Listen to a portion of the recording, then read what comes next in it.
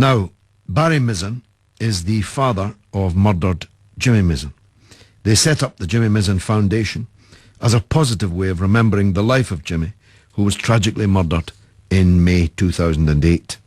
Its principal aim is to help young people up to the age of 24 play a positive role within their communities as independent and responsible individuals. The foundation's already made significant progress in raising finance to support local scouting organisations, arranging apprenticeship placements, and so on.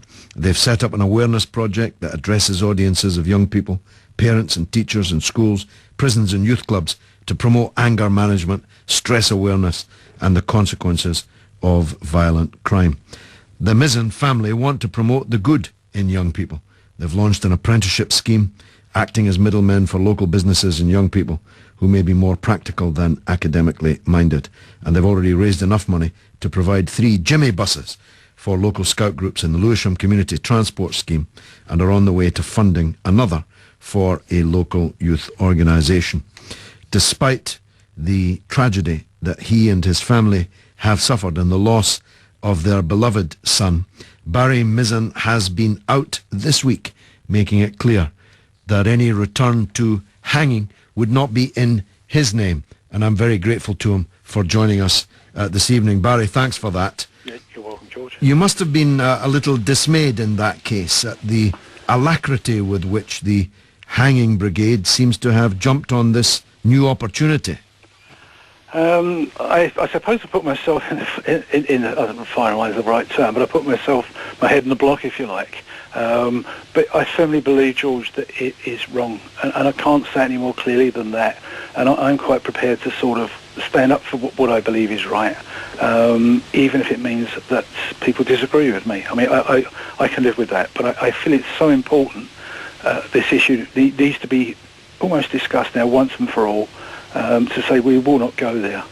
I do understand where the people's pain comes from, the people who ask for this, and for a lot of them, perhaps the justice system hasn't worked as well as it should do, which only adds to the things. And in this anger and in this bitterness, it's almost as though this is the last thing they can go for. So I do fully understand where it's coming from, but I totally disagree. Now, did you always feel that way, Barry?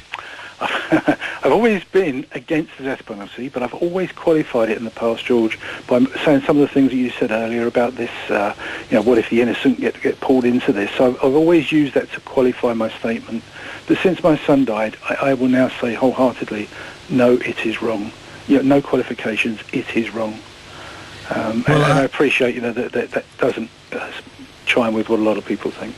Well, it's almost saintly, if I may say so, and it's very much to your credit. Is this a religious feeling that produces this, or are you not a religious man? No, I have a faith, George. I certainly have a faith. I've had it all my life. I think the important thing here is to say, what is this going to do? After Jimmy died, I was determined that something good would come out of this, but I was also determined I would not be beaten by what had happened to my son. And by not being beaten by it is to deal with it, I think, the way we are dealing with it. That if I'm going to spend my life thinking about the person who killed my son, planning revenge, calling for revenge and that, the only person that's going to destroy it is me and my family. And what is so important for me is that no more damage is done. So, if you like, it's a very selfish view that this is the way we will cope with this. That we have to take the path we're taking. I mean, we work for young people. My son was a great little lad. And that's what we want to do, is to bring something good out of it. And actually, George, a lot of families that have lost someone come from this positive line as well. And they want to do something good in memory of their lost loved one. Well, you've been busy doing that, and you've got the website, jimmymizzen.org. That's Jimmy, M-I-Z-E-N, jimmymizzen.org. Tell us the kind of help that you're looking for from people. I think, again, let's go back to the issues, irrespective of what we do with the foundation. What are we going to do about the amount of violence that's on our street? We've seen this week 7 young men put away in prison, 3 on a murder. For 74 years? Overall, yes. Yeah. And the lad they killed is buried quite near my son. So what are we going to do about it? Are we going to scream and shout after the event? Or are we going to do something more? The person who killed my son, there were a whole lot of people interested in his life after he killed my son. But that person had a long history of ever decreasing behaviour, more and more violent, and nothing was done properly earlier. Exactly. And that, to me, is where we should be putting all our energy, is in the prevention, whether it's through the education or wherever we're going to do it. Let's put our energies there and stop these things being as bad as they are. Well, exactly, because hanging would not bring, but it's an obvious truism that hanging would not bring Jimmy back. Executing any murderer doesn't erase the pain that the bereaved feel, but energy like you're putting in and like the state ought to be putting in before the fact can stop people being murdered in the first place. I think there is that. I think another point as well, people talk about a deterrent. Now, we feel that if we threaten ever harsher punishment, that will stop people doing it. And it doesn't. If ever harsher punishment worked, George, you'd be something like the USA, would be the safest country in the world. You're putting people away for 900 years and people are still doing these things. Yeah. So if it doesn't work as a deterrent, I think we have to be very clear about that. That even if you brought back the death penalty, it's not going to act as a deterrent. People who do these deeds, they're not thinking rationally. They're not thinking, well, hang on, if I do this, X, Y, and Z is going to happen. Yeah. They do it. Someone's dead. But it's to get into that mindset that allows people to run, even with these young lads, this mob mentality, allows that mindset to grow. And I believe that's the debate we really need. Are we doing enough? What more can we do? Well, we're definitely not. So I want to encourage people to help you, to go to the website, to see what they can do financially or as volunteers to help you and other organisations like you, jimmymizzen.org. Lastly, Barry, I mean, you used the word yourself, revenge.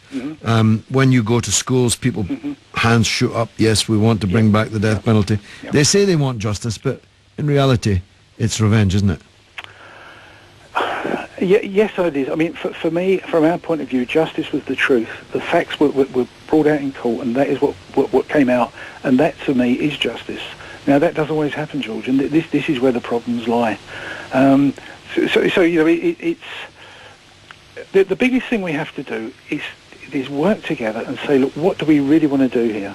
And it really isn't a case of knee-jerk reactions and this sort of stuff. We want to really get to grips with what's going on.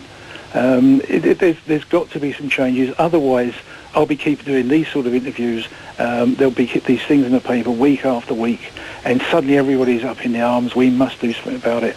Then it drifts, and then another person dies.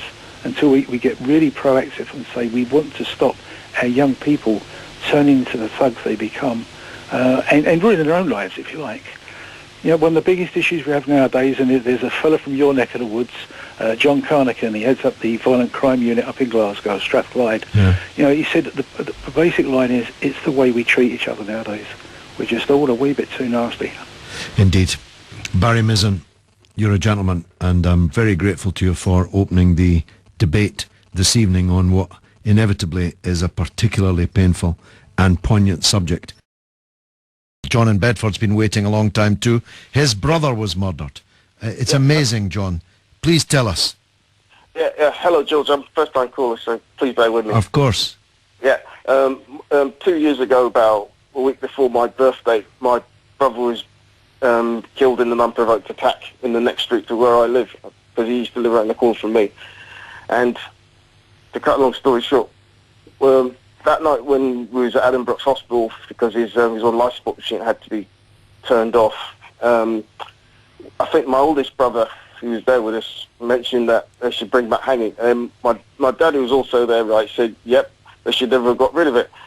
And then I said, out loud, even though I was stressed out, I said, I don't think they should bring it back, because I don't believe in it. And what's the word to use? And then after that, they got the funeral out of the way and had the trial. The same opinion was being expressed because both of them were found guilty. But ever since then, even before my brother was killed, I always, from the age of 12, had an opposition to the death penalty.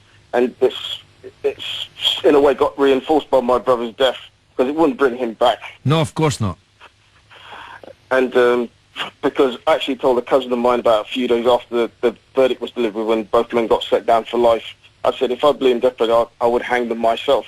But I'm better than that. Exactly. That's the point, John. We mustn't lower ourselves to the level of these murdering scum. John, I really don't know what to say. I've now had the father of a murdered child and the brother of a murdered brother on the show, both of them speaking out against us reducing ourselves to the level of those who murdered their loved ones. I'm really humbled by it. And both of your calls have actually seriously influenced the debate tonight, because if not for the first call and yours, I think there would have been far more static in the air in favour of vengeful return murder on the part of the state. John, I really sincerely offer you my condolences. I can tell that this is still a wound which is raw and livid, and that came across in your very, very noble call.